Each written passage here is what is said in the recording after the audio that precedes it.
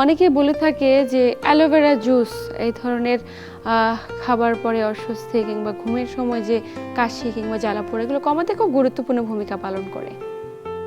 Aloe vera তো mainly use হয় moisturiser হিসাবে, চামড়া ভালো রাখে, এইজ কমিয়ে রাখে, বুড়োদের এই বলিরেখাগুলি মিলে যায়।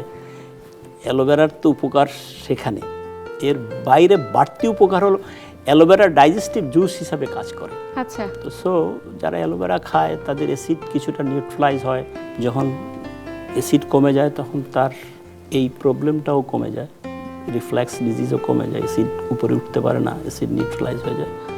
সো অ্যালোভেরার এটা হলো প্রধান উপকারের চেয়ে একটা বাড়তি উপকার, যে ডাইজেশন ভালো করে। খুব চমৎকার বলেছেন।